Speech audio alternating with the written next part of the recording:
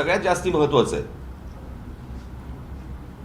ही तिसरी मुंबई आता काय तिसरी मुंबई काय दुसरी मुंबई काय चालू आहे, त्या तिसऱ्या मुंबईची जाहीर केले. आता मी तुम्हाला साधी गोष्ट फक्त वाचून दाखवतो. या तिसऱ्या मुंबईमध्ये काय गोष्टी येणार आहेत तर इथे educational city, medical city, sports city, data centre, global capability centre, संशोधन संस्था आणि बीकेसीपेक्षाही मोठं व्यावसायिक केंद्र उभारलं जाणार आहे. आंतरराष्ट्रीय विद्यापीठ, जागतिक तंत्रज्ञान कंपन्या आणि उच्च मूल्य सेवा उद्योगांना आकर्षित करण्याचा प्रयत्नही सुरू आहे. म्हणजे इथे तिसऱ्या मुंबईमध्ये तुम्हाला काय आणायचंय ते महाराष्ट्राला माहिती आहे का? महाराष्ट्राची मुलं मुली तयार आहेत का या गोष्टींसाठी? म्हणजे आपल्याकडचा जो कोणी शेतकरी आहे, आपल्याकडचा जो कोणी जमीनधारक जो आहे, तो फक्त माझी जमीन मालक एवढाच राहणार आणि त्याच्यासमोर ही तिसरी मुंबई उभी राहणार, काय ह्याला काही करायचंय ते, आणि तो फक्त बघत राहणार. म्हणजे या संपूर्ण पेण, पनवेल, उरण ह्या सगळ्या भागातली जी रायगड जिल्ह्यातली जी मुलं आहेत, मुली आहेत, त्यांना काही सांगणार आहोत का आपण? त्यांना काही तयार करतोय का आपण? की परत बाहेरच्या राज्यांमधून लोक येणार, पुन्हा इथे नवीन वसाहत होणार? आज जे पुण्याची वाट लागली आहे, जी आपल्या बाकीच्या शहरांची जी वाट लागते, बाहेर कळतंय, बाहेरच्या राज्यांमध्ये कळतंय की काय होणार आहे, त्याप्रमाणे त्यांच्या पोरापोरींना तयार करतायत ते आणि महाराष्ट्रात पाठवत आहेत. आणि आमच्या महाराष्ट्रातल्या मुलं मुलींना काही माहीत नाही की इथे काय होणार आहे, काय घडणार आहे. त्यांना कोणतीही गोष्ट सांगितली जात नाहीये की बाबा तुम्ही कुठच्या गोष्टींच्या तयारीला लागा, आपल्याकडे काय गोष्टी येणार आहेत, काही माहिती नाहीये. शहरं उभी करायची, रस्त्यांची वाट लावून टाकायची, त्याच्यामध्ये जमिनी विकायच्या आणि जमिनी विकणे एवढा एकमेव धंदा महाराष्ट्रात सुरू आहे. आता कोकणात तर सर्वात जास्ती. कधी कधी वाटतं आता कुठच्याही डेव्हलपमेंटला विरोध करण्यासारखं काही नाहीये, परंतु कोकणाची परिस्थिती पाहिली तर डेव्हलपमेंट नको अशी परिस्थिती आहे आज. तर ती जर समजा स्थानिक लोकांच्या जर वाट्याला येणार नसेल तर ही डेव्हलपमेंट काय करायची आहे? म्हणजे स्थानिकांच्या काय म्हणतो त्याला जीवावरती ह्या सगळ्या गोष्टी उभ्या करायच्या, त्यांच्याकडनं जमिनी घ्यायच्या आणि त्यांना उद्ध्वस्त करायचं. हा जो जमीन मालक आहे हा काय करेल मला जरा सांगा. ह्याच्या पुढे ह्यांची मुलं पोरं पोरी काय करतील?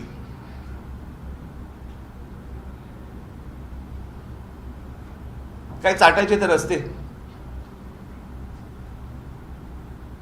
आमच्याकडची जमीन, आमच्याकडचं पाणी, आमच्याकडची वीज, आणि ह्याच्यावर पोचले कोण जाणार? बाहेरचे.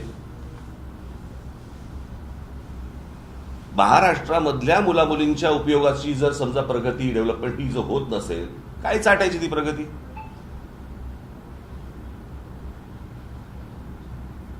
हे कोणासाठी सुरू आहे?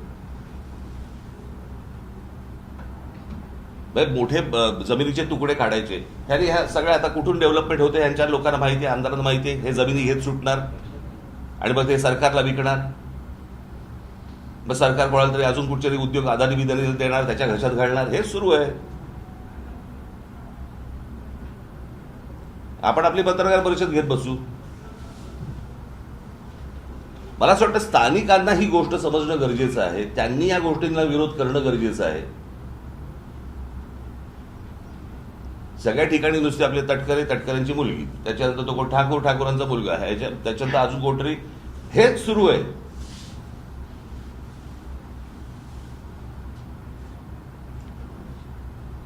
आणि आमच्या लोकांना समजत नाहीये की काय प्रकारचं पुढे काय त्यांच्या समोर आयुष्यात वाढून ठेवलेलं आहे. काही नाही, अंधकार.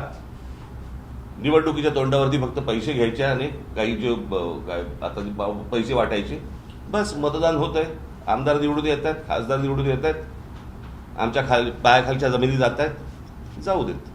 असाच महाराष्ट्र विकला जाणार. सर्वाधिक उद्योग किंवा सर्वाधिक गोष्टी या रायगड जिथे आपण आता आहोत या संपूर्ण परिसरामध्ये मोठ्या प्रमाणात होताना दिसत आहेत. पण इथेच पालकमंत्री पदावरून वाद सुद्धा सातत्यानं. मला ते फालतू गोष्टी आहेत, त्या अत्यंत फालतू गोष्टी आहेत. पालकमंत्री, पालक म्हणजे कोण? आईबाप ना. यांना आईबाप मानायचे का? माझं मत आहे, सरकार नावाची एक गोष्ट असते. सरकारने ह्या गोष्टींचे निर्णय घ्यायचे असतात. सरकारने आपल्या लोकांचं जे काही हित आहे ते सांभाळायचं असतं. हे काय पालकमंत्र्याचं काम नाहीये ना. म्हणजे आता त्या सिंगापूरच्या कुठच्याही कंपनीला सांगितलेलं की 30 आठवड्याच्या आत आम्हाला संपूर्ण आराखडा आखून द्यायचा आहे. माहिती आहे का रायगडला? आमच्या मुलामुलींना माहिती आहे का उद्या इथे कोणत्या प्रकारचे जॉब्स येणार आहेत? काही कल्पना आहे का आपल्याला? काही माहिती नाहीये.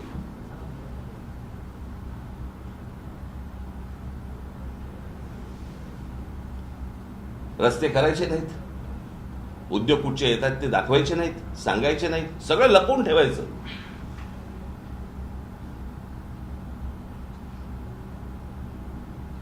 तुम्ही आणखी सोयीस्कर सर्वसामान्य लोक